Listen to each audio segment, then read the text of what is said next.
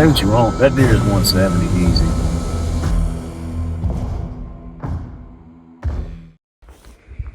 Is it illegal? Go for it. What's the distance? About 25. No, it's that. jackrabbit season. I'm going to be interviewing my Uncle Kiko and my dad Colton on how their antelope hunt went. First question, what did you feel when your flight got delayed? You go. How did I feel? I mean, obviously it was a bummer because we was trying to get out there early enough to ride around, kind of scope things out, get settled in, get the bows shot before hunting the next morning. So being delayed 8 hours from Dallas to Billings, yeah, it was quite the bummer. Okay, you go now. I was not happy. Yeah. I was staring at Whoopi and Ed, trying to not completely panic. I was texting them. I was already looking up new flights because as soon as it got delayed, like the first 20 minutes, I was like, man, it's because we only had a 35-minute layover. Yeah. I think's what it was. Yeah. So we were already kind of pushing it, 35 or 45 minutes. We were already kind of pushing it anyway, so I was not happy at all.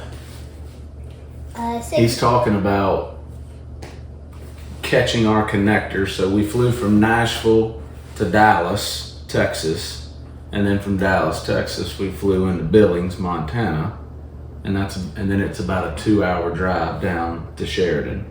So from Nashville to Dallas, once we landed in Dallas, we only had about, 35 to 45 minutes that was a delay to go and catch the other flight coming out of Dallas. So we was delayed out of Nashville due to some maintenance reasons. So once we landed there, Dallas is a big airport. We only had like 5 minutes once we landed to get to the plane all the way across the airport. So we had to catch the tram, ride it all the way around to whatever wing we was on, and then we took off running, trying to catch it. And as we get to the gate where the airport or where the airplane is, it was backing out, so we missed it. Yeah, it wasn't even backing out. They were pulling the door away from it. That's how close we were to Making it. Yeah. Okay, second question. Have you ever really been on an antelope hunt? You go. No. You go. No, this is Your first time. We've been out to that place for the past, 3 or 4 years. I guess I missed last year because Pops went, right, with Kiko and Ed. So, it's the same place, and it was just something different. Like talking to Dan, the guide out there, it was, hey, what do you guys want to come hunt? And we wanted to try something other than whitetail. And Ed wanted to hunt something where it was a little warmer weather than going out there and it being 30 degrees or 30 degrees and snowing. He wanted to go out there when it was, 65 to 75. Yeah, Ed's been wearing us out about going somewhere where he can wear a t-shirt. Yeah, that's right. Third question. How did you feel before you went hunting? Me? Super anxious, excited.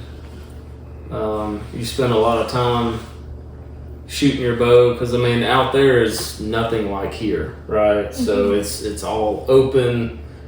You're hunting in native grasses out there versus everything around here is either a crop or it's a bush hog pasture. You know what I mean?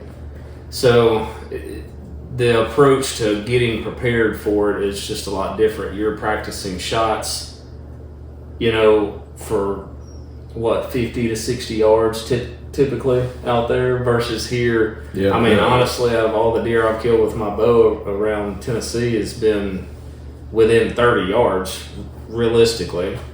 But the approach to it, you really there's a lot more walking involved. So you try to do better about being in a little bit better shape. Not a fat boy like me going out there, but just as far as the feel, I mean, that's like the one hunt I look forward to every year, is going out there. It's just a lot of fun.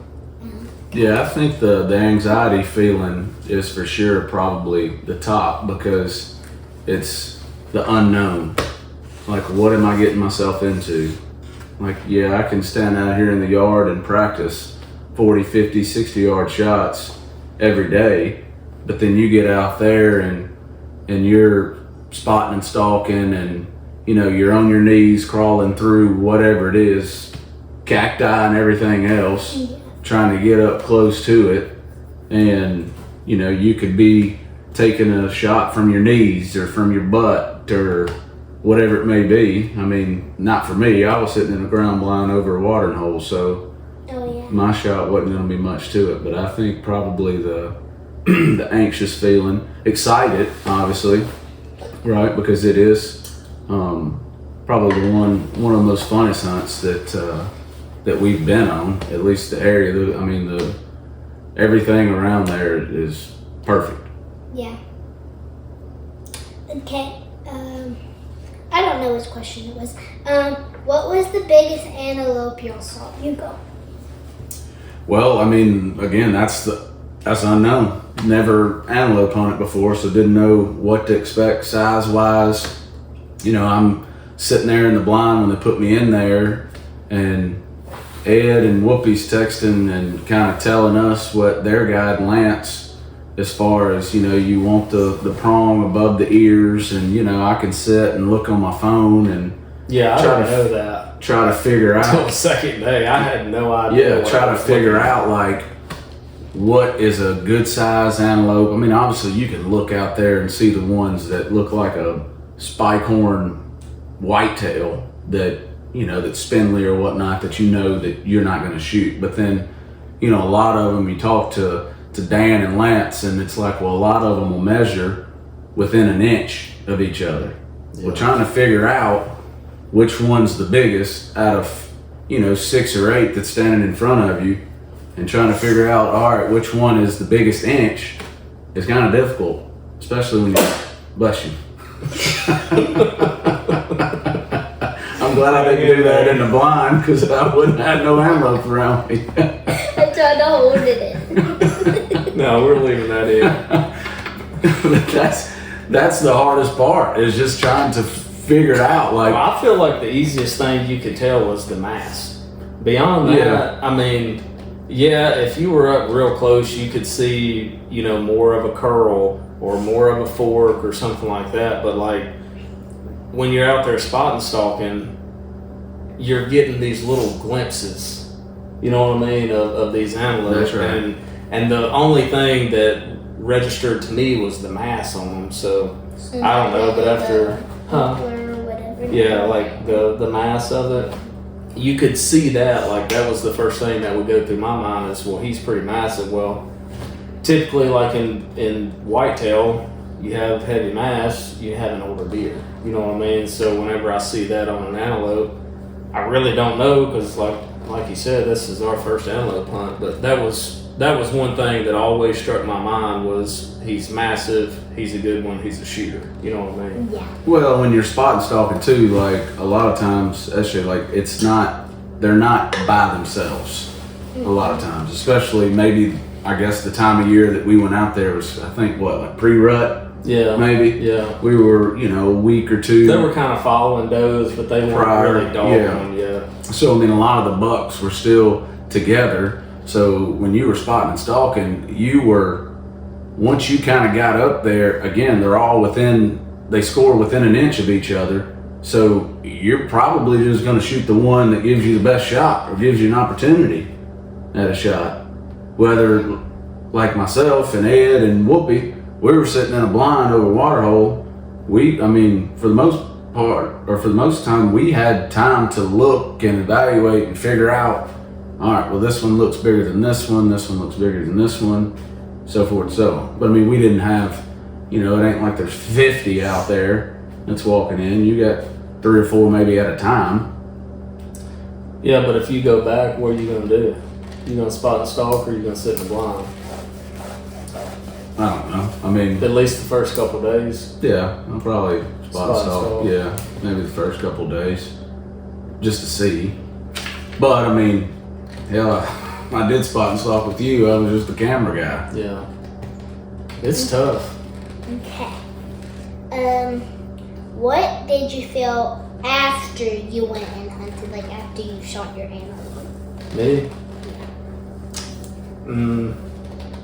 For a while, I was pretty disappointed because I don't know if I made a bad shot or my arrow kicked. I know my arrow kicked, but I was super disappointed because I hit him back, which then looking at the video, he was walking pretty fast Yeah, he in was that moving. video. Yeah, he was moving.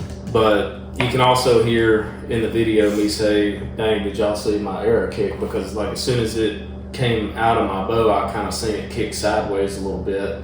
So it kicked towards the back of the antelope, and he was walking this way. So I hit him like way back in his stomach. So guts and stuff were coming out. And I mean, he would have died, but you don't ever want to see that, right? You want to make a clean shot on Yeah, it. you want to make a lethal shot, no, Yeah. for sure. But I mean, it's. But I was pretty sick, and then I crawled up, and I got, what was it? What was I? He was 55. like, yeah, I I think it think. was 55. So I had to Range. like sneak up the hill, and then I got in a little ditch, and then I crawled down the ditch and got up. He had bedded down because I mean he was hurting pretty bad, and he had bedded down, and I got to 50. I think it was 55 yards, and I knocked another arrow, drew back, and I'm breathing hard. I'm upset. I'm nervous. Wind's blowing, 30 mile an hour Yeah, probably. wind was moving. I cannot hold steady on this thing. Well, I shoot again. Well, I miss him. Probably 2 inches low by the video, and out in front of him. I shot out in front of him. Well, then he takes off again and runs and beds down again, and then he probably ran 100 yards.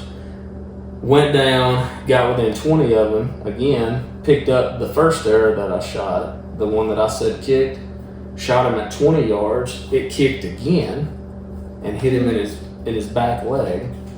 So now I've hit him back in his stomach, I've hit him in his back leg, and I've also missed, right? So I'm pretty upset. But the antelope was, he was down. I ended up getting within 4 or 5 yards of him and putting another arrow in him and going ahead and finishing him off. But it was not fun at first at all because you don't ever want to see that. But we got it done. What'd that take? 15 minutes. Honestly, it felt like 2 hours, but it probably took 15 minutes. You're talking about probably from your first shot to Yeah. I'd say probably within no longer than probably a half hour. Yeah. So worst case, just by watching him, because SJ out there from the time his first bed to when he shot him again, he bedded down again. You're talking within a 200 to 300 yard range, and it's not like around here where it's hardwoods. Yeah. It's big open country out there. So yeah, you can see him. Lance, one of the guides, he had a drone, so he shot that drone up and went way over top of him. So we wasn't gonna lose him. We knew where he was. It was just a matter of getting in and just closing the deal. I think that was part of it though, because like around here, SJ, that would have been a bad deal, right? Yeah, it'd been a tough go. Yeah, because Or we would have just backed out completely, That's knowing right. that you made a gut shot that's right. and let him lay. It would have been like the velvet deer. That's right. He would have died in his first bed right there. Yeah. We never would have pushed him or anything, but we had eyes on him. We seen that the way that ditch line kind of run off the side of that mountain there, you could get up there and try to. He put gave another me arrow a in. perfect second shot. Oh, yeah. I just screwed the pooch there. But I don't know. I think that was part of it. I don't think I don't think Dan was panicking. I don't think Lance was panicking. I think Clint was the only one really panicking, because if that would have happened around here, I mean, I may have never found a thing. You know what I mean? So I got excited after that. Like after it was all done, it was exciting, because then I thought we were going to go look for some elk and stuff. So it was fun to get it over with, but in that 20 to 30 minute time frame of the first shot to the last shot was pretty rough. Okay, your turn. What was the question? How did you feel How'd you feel after? after I killed Yeah. or after I shot? I mean, I was relieved, obviously. I mean, was there a part of me thinking, man, this ended too soon? Yeah, absolutely, because I wasn't sitting there but half a day. I mean, they dropped us off that morning, and Kiko had texted me and said that him and Dan were going to run me some McDonald's by the blind, and I was like, well, I got antelope around me. Unless you just want to do a drive-by and sling it off to me, I'm good. And Dan said, well, we'll just wait. And it wasn't 45 minutes later, an hour later max, that all of them kind of got up out of bed, because they'll feed around and then they'll bed down. And they'll lay out there. You can watch them. I mean, because it's all open country, you can watch them for an hour. So, I mean, were you sitting and they were bedded down around Oh, you? yeah. I mean, from the time I got there to the time I shot, like there was antelope in sight, like the whole time. Yeah. You just sit there and watch, and you just know it's just a matter of time, because I had like an alfalfa field to, I guess it would have been to the east, and you know that once they kind of get up, they're going to come and get them a drink, and then they're going to head to the alfalfa field for the rest of the afternoon, rest of the evening. So, but as far as feeling goes, like, I was relieved. I knew I put a good shot on him, seen him fall, knew that they was coming, was going to go get him, and then I was going to take off with Kiko, and I was going to film and run around with him spotting stalking, or I was going to go sit with Whoopi Red in the blind and, you know, pinch their nose and pick at them while they was trying to hunt, just have a good time. So did you text Dan about the one that was bedded down after you had shot yours that I tried to spot and stalk? Yeah. Well, because when I was looking at him through the binos and through the spotter, I thought that was the bigger one, because he kind of, where we come in down that road, he was kind of coming my way, and then I had that big ditch line that run down through there. I thought that he was going to come up there and get a drink of water, and I knew just by looking at him that I was going to shoot him, but he kind of veered off, and at that pump house that was sitting up there that you all ended up trying to do that spot and stalk on, he bedded down there. But he laid there for 2 hours, and then all them other ones kind of come over the top of that mountain, and they'd feed around, and then they'd bed down. They get up 20 minutes later and they feed around, and you know, they feed around for 20, 30 minutes, but they may only move 50, 60 yards, and then they bed down again. And then they get back up, and then finally, once they got up that last time, they kind of eased on in there. And the one that I shot, he was the biggest one out of that group. He was the last one to kind of come up there. Ask your dad why he's always the first one to kill. Because I've eaten too many tags. I've been out of state too many times and eaten too many tags, and it's not that. When you want to talk about a feeling, how do you feel after a hunt? That's not a good feeling. When you go all the way to Wyoming, which I hadn't done it in Wyoming, but if you was to go way out west and stay out there for a week and then have to turn around and drive or fly all the way back, and you're coming back with the same stuff that you went out there with, that's not a good feeling at all. Because you just spent, you know, heck, we booked a hunt this time last year. So you spend a whole year prepping and getting ready and making sure that you got everything, and anxiety is running through the roof because you want to make sure that you're practicing ready for that. You want to make sure that you didn't forget anything gear wise, and you get out there, and when all of it happens the way it does, it's a huge relief for sure. Especially when all four of us kill and we all four get to celebrate together and come back. Yeah, and I think when you're talking about preparation, I mean, the guys we go out there with are I would call overachievers because For Dan sure. and Lance are awesome. I mean, every year we go out there and we're sitting here nervous as a cat. You don't know if you're going to see anything because at the end of the day, it's still hunting, right? That's not- that's It doesn't matter what you're going after; it's still hunting. But those guys do the best they can to put you in a position to kill whatever you're after. You know, it's not like, I mean, we've been to places in Missouri where there's a cattle path to deer stands, you know, to the point where we take our own stands and try to hang our own sets because there's time Mountain there's a Dew area- and yeah. Snicker wrappers, you know, that's scattered on the path to the same stand that 50 other people's hunted within the past month. And you know, you don't got really good odds or have a good feeling about that for sure. Yeah, but I mean, you can tell they're spending time out there. Just like Whoopi's blind, for example. I thought a bit. It wasn't really set up on an alfalfa field or a watering hole. You know what I mean? They found a main trail where antelope were crossing and a little pinch point and set up a blind there. Well, how big's that ranch? Yeah, I mean, thousands of acres. that's right.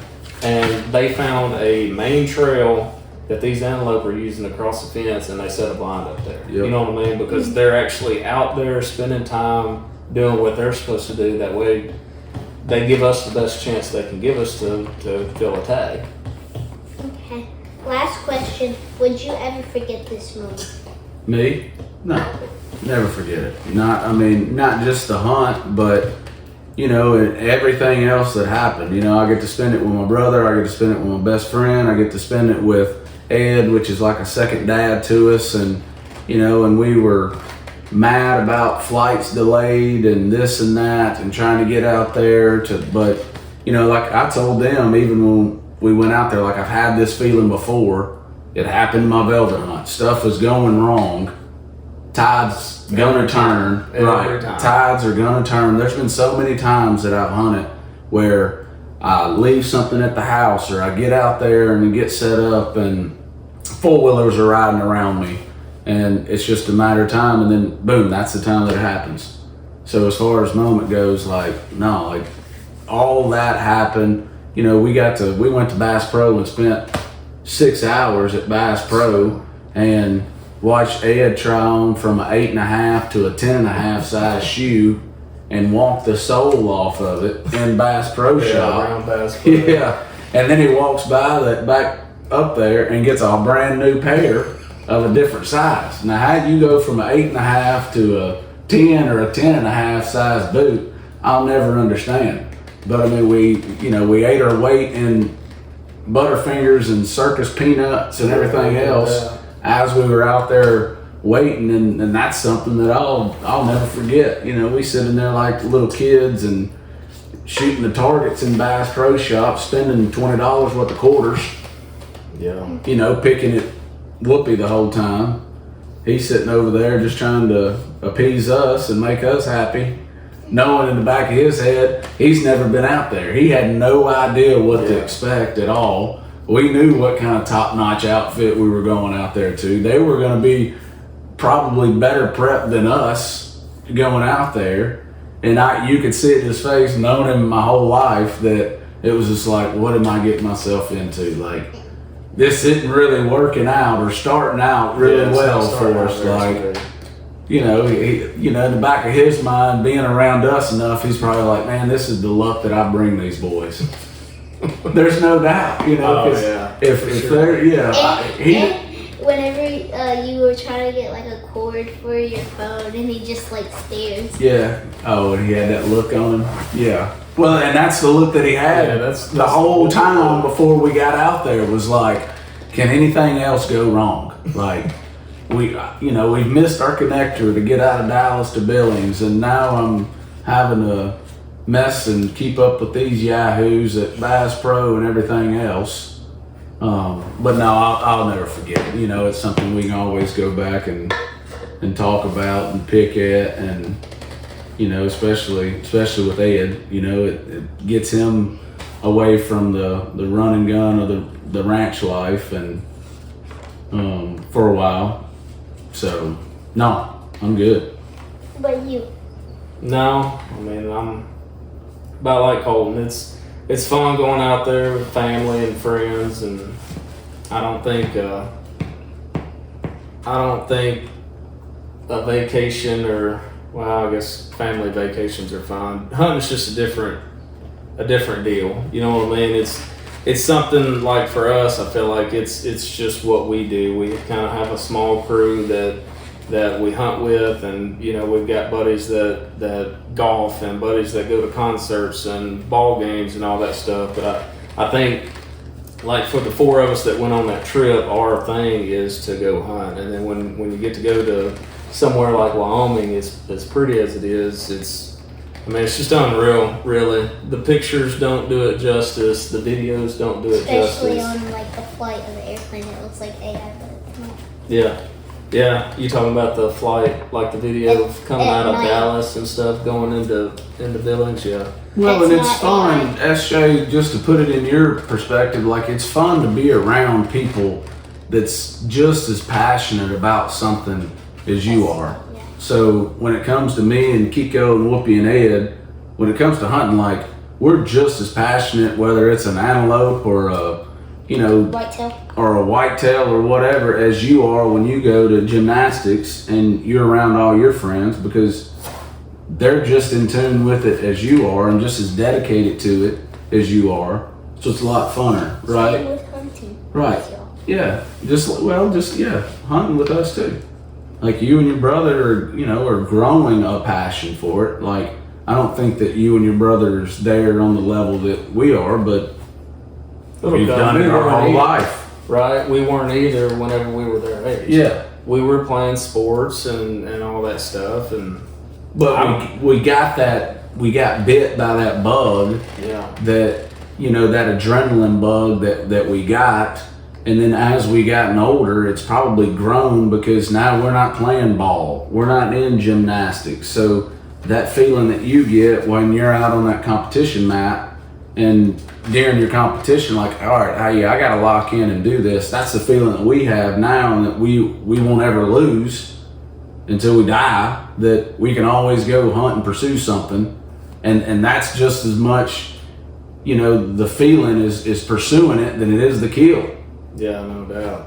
And just as fun for us than, trying to get out of the work week grind, the 50 plus hours that you put in of work. So then when we're off work, we're out, grinding and pursuing and something that we love and we dedicated ourselves to try to find. Most of the time around here, it's a big whitetail or a mature whitetail.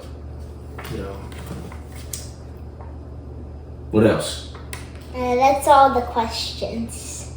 No questions? No more questions? No more questions. What about you? What did you do while we were in Wyoming?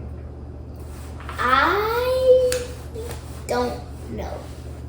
You I don't remember? forgot. You forgot already? Did you forget we were even gone? Did you even miss us? Maybe. You don't remember? No. Well, what have you been doing to get ready for deer season? Not as much as she should be doing. I asked you if we could shoot crossbow yesterday and you never answered me. Your brother's birthday party was yesterday. We had a football game yesterday morning for him, then we had to come home and get ready for his birthday party. Well, then I quit practice. Right, that's what I'm saying. We can practice tomorrow after school. Yeah, no, opening day was yesterday. It was yesterday? Yes. Oh, yeah, it was yesterday. Opening day was yesterday. So, We have and what did I tell you? I'm not letting you go and hunt with a bow in your hand practice. until you practice more than you have. Right? You know what that means? Better get on it. Yep. We can't do it again like we did with that turkey. You remember that? I don't like turkeys. Why not? They're hard to shoot, and that gun kicks really bad. Yeah, but you couldn't. The kick isn't what bothered you. You remember you couldn't aim at it. Yes. Well, we Because got we had to practice. something. Yeah, that gun that Caden got be a whole lot easier on you too. Well, it will be, but I think that's what I'm getting at is you got to practice to get better. That way, when you get in that situation, you're comfortable enough to just pull it up there and shoot. You know what I mean? After I shot that, my shoulder started hurting for like 2 days. Well, it's just like what me and Kiko did this afternoon. You know, we don't. Opening day was yesterday. We didn't sit in the stand all week or all weekend, just because we had, you know, football and life stuff going on. But we didn't have anything on camera that we've seen necessarily to go and pursue. So we was hanging cameras and changing batteries and trying to get on something. Okay. Good. Yeah, good. Bye. Take y'all around the lodge. Staying at here in Bighorn. Washroom, dryer, little half bath.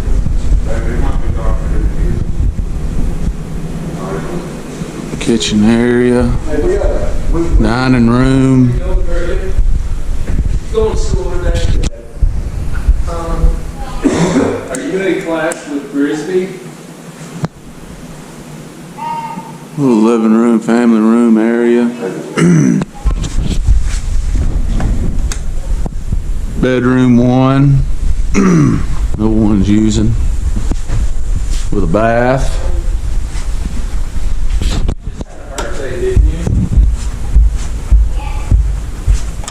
Bedroom 2. With a bath.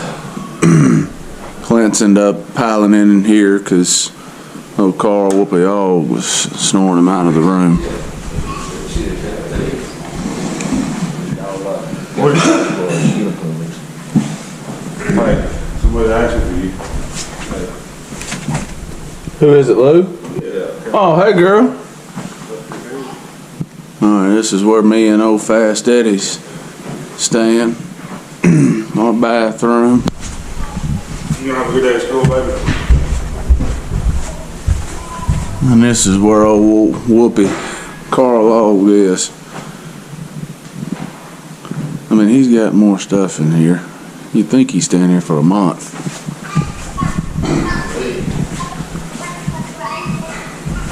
Alright, good. Good. Have a good day, baby. Love you. An outside view off the back porch. Awful pretty.